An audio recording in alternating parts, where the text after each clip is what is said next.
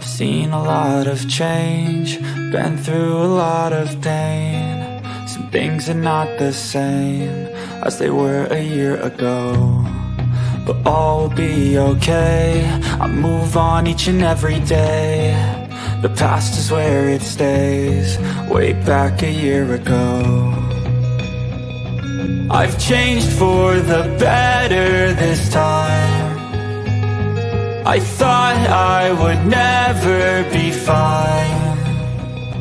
I strive just to say I'm alright, and for the first time in a long time I'm alright. I've seen a lot of change, been through a lot of pain. Some things are not the same as they were a year ago, but all will be okay.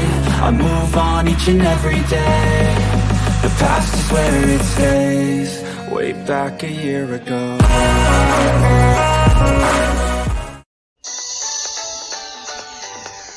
Right, well, this is us at Culloden. And as you can probably tell, it's a wee bit blowy. I've had to unzip the fleecy bit out of my coat and stick that on. See, it's great that coat, love it. Anyway, got a wee bit of information here that's in relation to that, I believe. Yeah, we're in a cottage. After charging, the Jacobites clashed fiercely with the government's left wing. The government's second line moved around the buildings here in support, forcing the Jacobites to retreat. Today, the cottage that stands here now was built on the site of the farm buildings shown on almost every contemporary battle map of Culloden. A cannonball is said to have been recovered from the turf wall of the building more than 100 years ago. And just behind Dunc there is big old National Trust building, or National Trust of Scotland building. This is the visitor centre. Yeah, visitor centre. There's quite a bit to it, to be fair. There's like various different artefacts, there's a whole bunch of history in there and whatnot. There's a big exhibition in there, it's well worth seeing. We haven't seen a lot of it because we're here about 3 o'clock and it closes at 4. Yeah. So in order to get round here, we need to pull a finger out and get moving, you know? Yeah, and the other reason is he knows a lot of the stuff anyway, and I don't care, so... Sasana. So, yeah, I'm actually more interested in seeing the battlefield itself. He's the history geek, I'm the see it, try and make stuff up and make it sound good sort of person. Anyway, got to cottage. I've got to stop going Yorkshire. You really have. Anyway, let's take a wee look in here. Of course, it's God,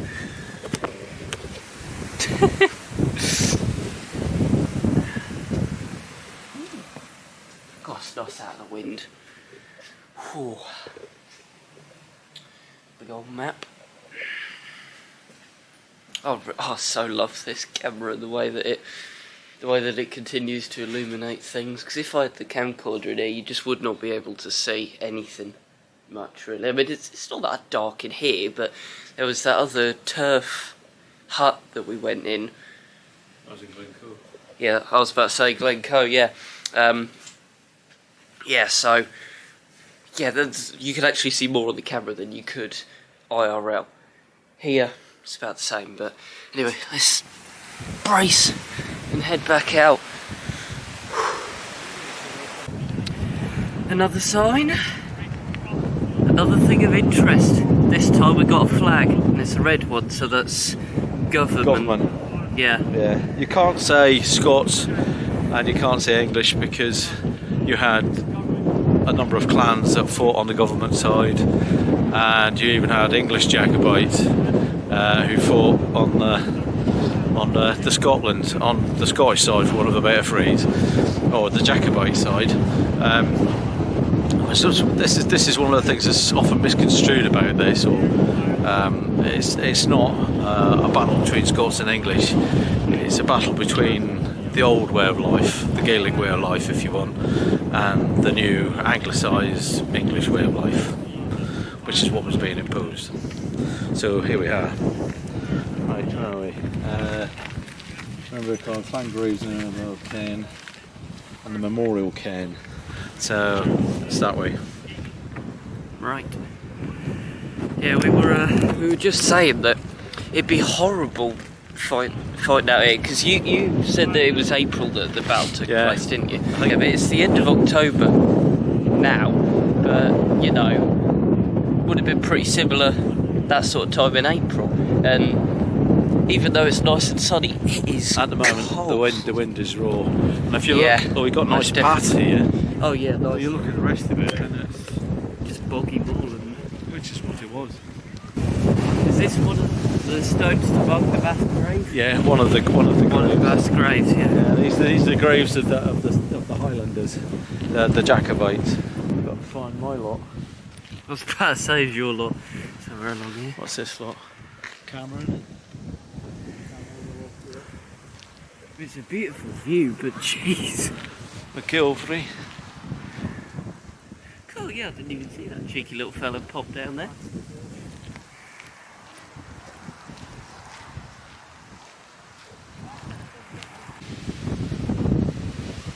So here we've got some kind of memorial type dealio going on. And as you can see, it's actually the 16th of April, so you were a day out, which ain't bad. Well, I knew it was the 10th.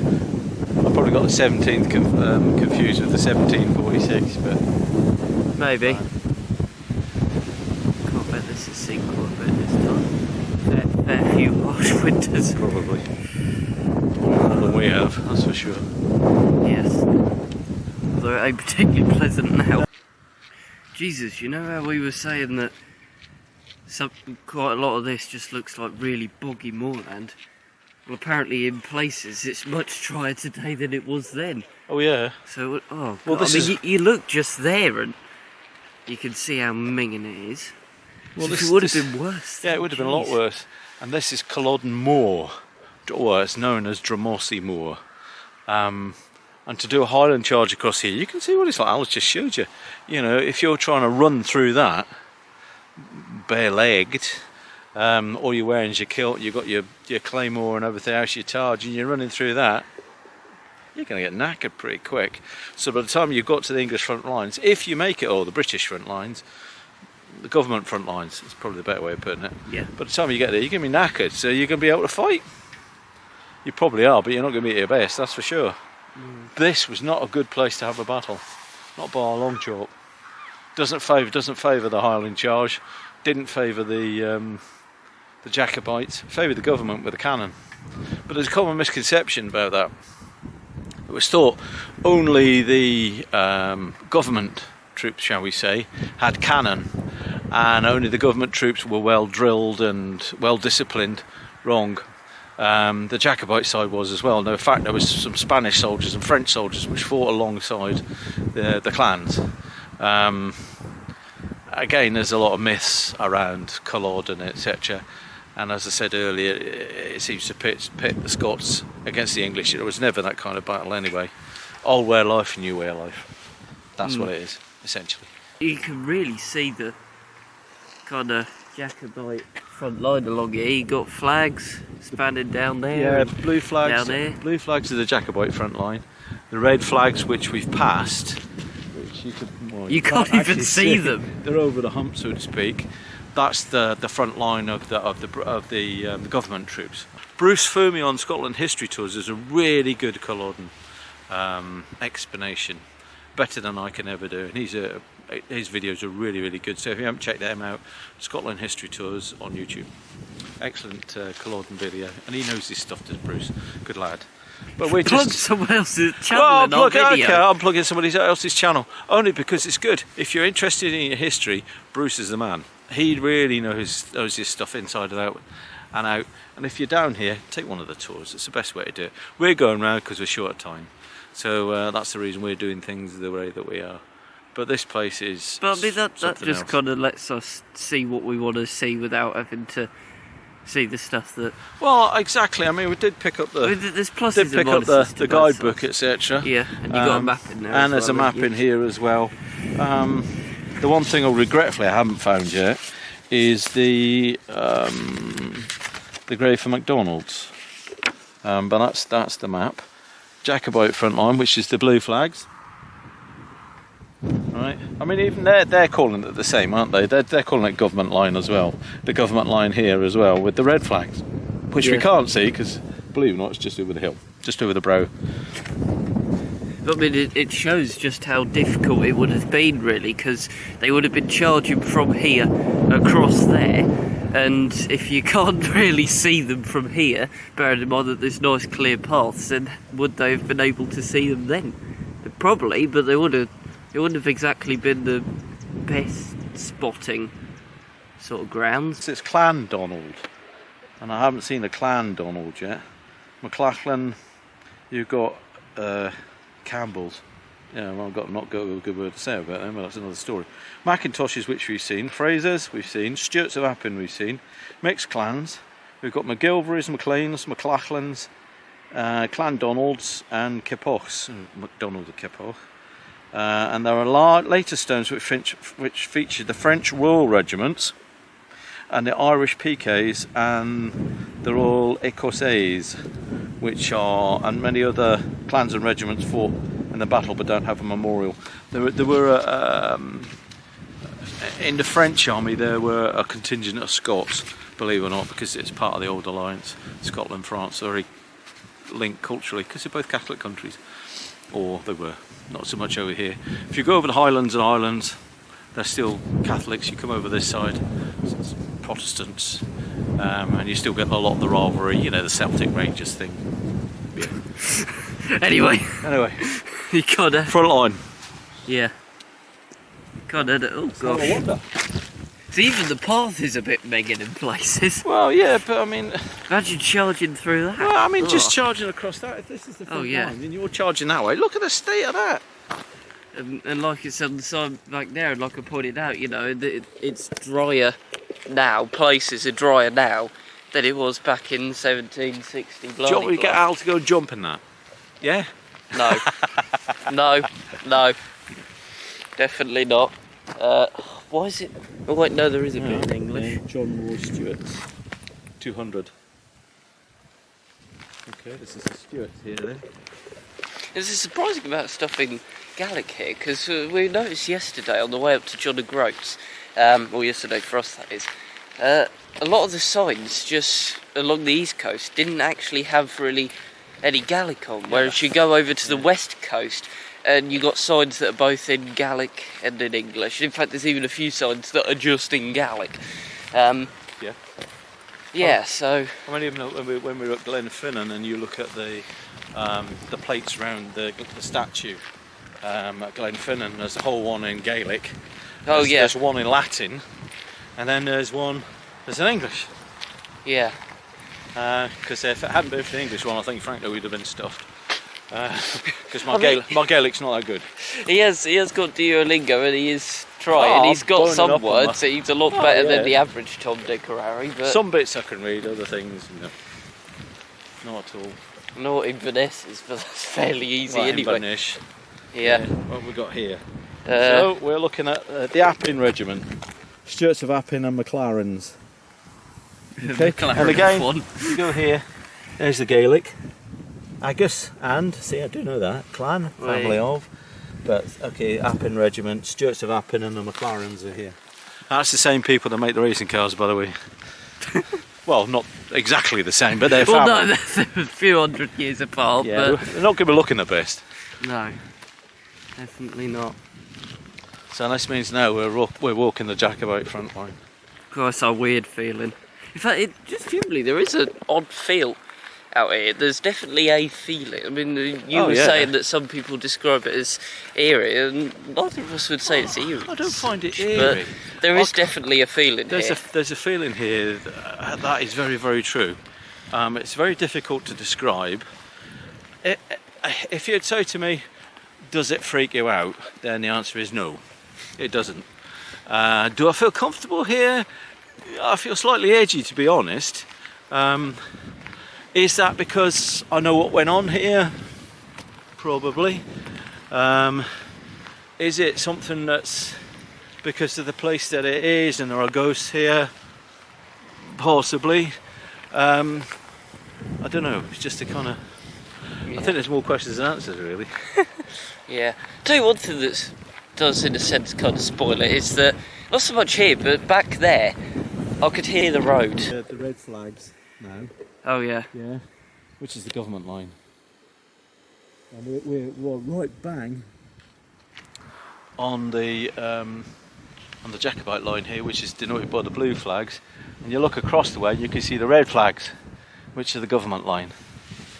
Notice I'm being very careful in saying government line. Yes. Not English or wherever else. Good. Okay, Clan Cameron. 400 Clan Camerons. I'm looking for my lot, which would be McDonald's. See if they're here. Might be somewhere on here, but as you can see, it's a big expanse of land, really. Normally they'd be on the right.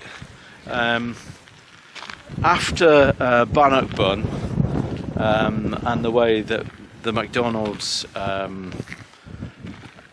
fought with the Bruce, Robert the Bruce, he gave them the honour of fighting on the right hand side.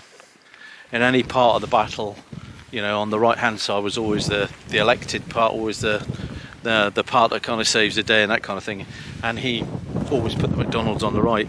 Here I don't think they got the coveted position, which put them in a bad mood already, and if you're tired and hungry and fed up and whatnot and things aren't kind of quite going your way, then maybe you might be a little bit arsey about things. Anyway, apparently that's what happened here. You'll note, if you ever see it, the crest of Clan Ranald has an arm with a sword, and around it the motto is "My hope is constant in thee." Those are the words or the motto that was given to the clan by the Bruce. It is said, I don't know for sure, but it is said that's how the motto came about. Okay. Jeez, I'll tell you something. I'm glad I changed this.